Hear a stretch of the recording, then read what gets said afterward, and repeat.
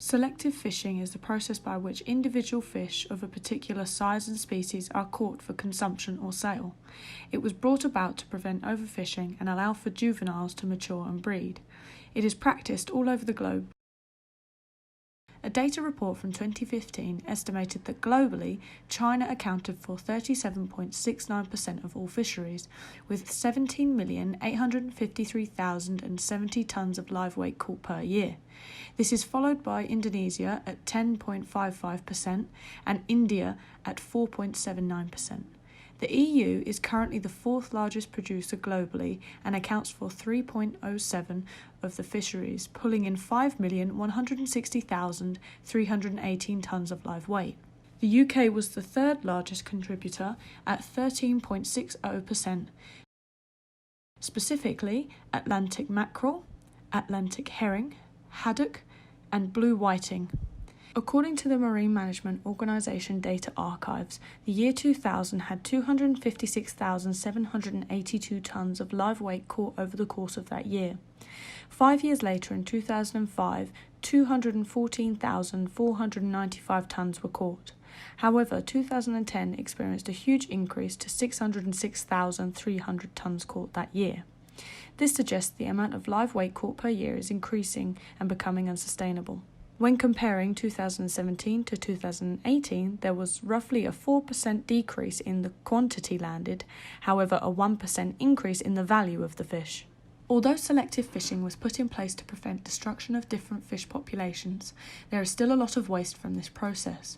Bycatch are a species in the catch that are not the main target of the fishery, but may be discarded. It is important to emphasise that the discards are not a universal problem affecting all fisheries, and that the level of discarding varies widely between fisheries and within fisheries. There are many different reasons for discarding, but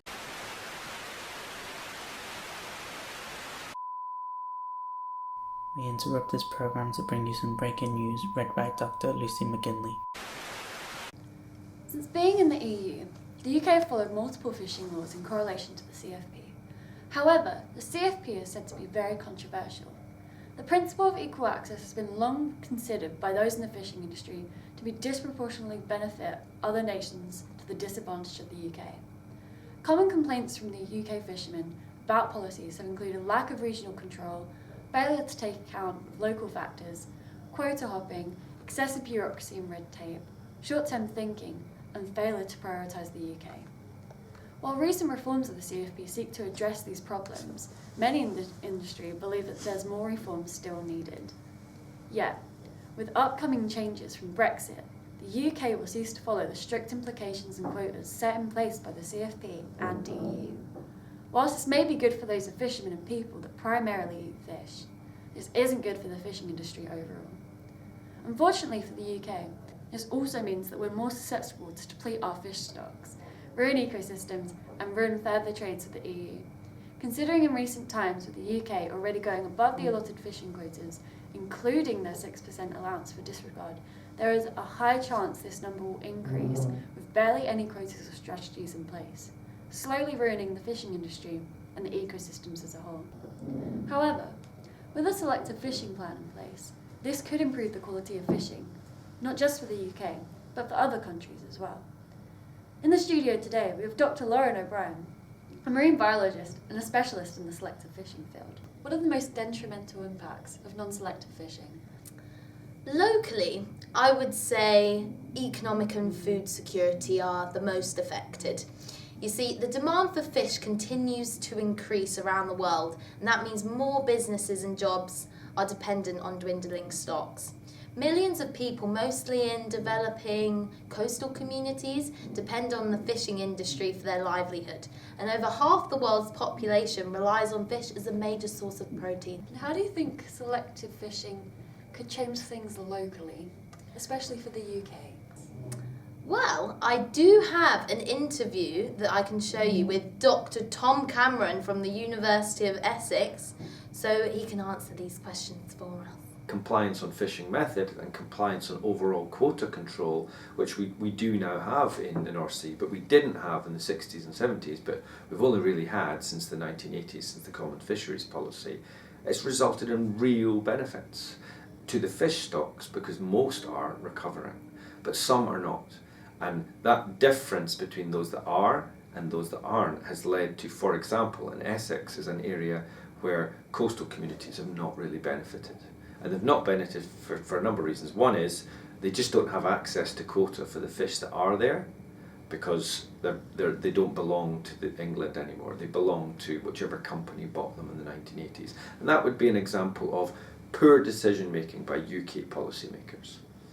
The other reason that they don't benefit is that there's been a lot of climate change in the southern North Sea, and so the traditional quota that these communities have is for species like cod and haddock that used to exist throughout the North Sea, and it doesn't anymore. It only exists in the northern North Sea. And the new species that are moving in, they don't have any quota for them.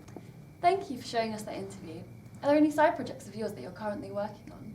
Well, actually, I am about to release a documentary of mine on the impacts of non-selective and selective fishing. Well, thankfully, we have a short clip from your documentary highlighting the key impacts.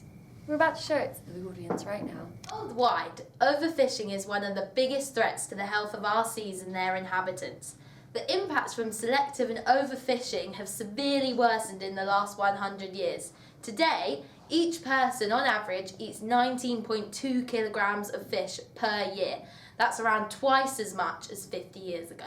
These images represent the implications of depleting fish stocks. Fish stocks decline when fishermen are unaware of the size availability of their stocks, as well as due to lack of authoritative control where laws are not being implemented and abided by in certain areas of the world. Trophic cascades are a consequence of one species being led to extinction, impacting prey predator abundance and their behaviour.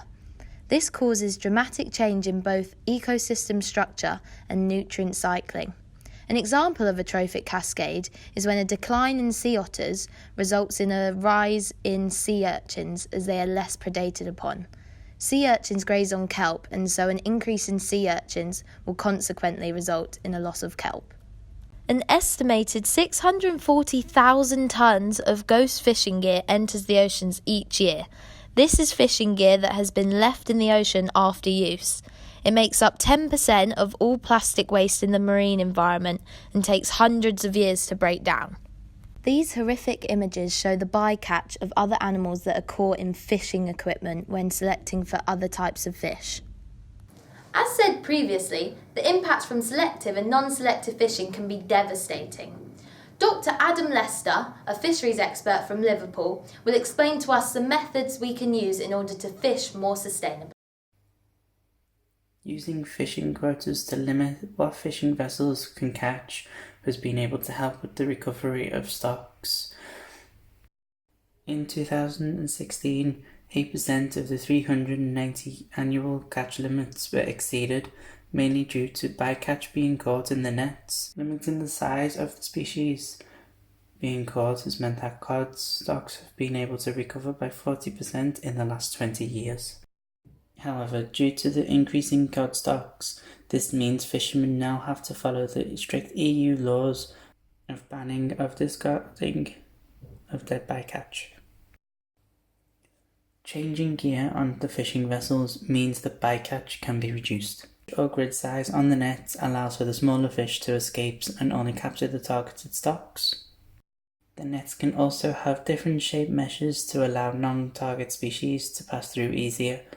Australia have used safer nets whilst fishing, so sea turtles which are caught in their nets are able to escape by adding turtle excluder devices so small animals can fit through the nets, but the larger animals can find their way out. Swapping to different fish can reduce the number of species which are caught each year. Tuna is the main driver of illegal catching, as people have got a larger appetite for it. Species which tuna can be swapped for are mackerel and albacore tuna, due to that they are found in more of an abundance. Decreasing the intake of cod and salmon can also help with the recovery of their stocks.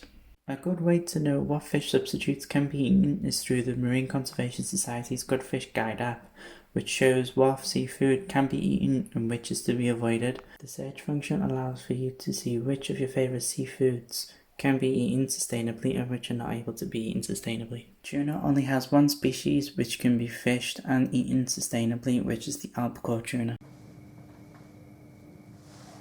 Thank you for listening.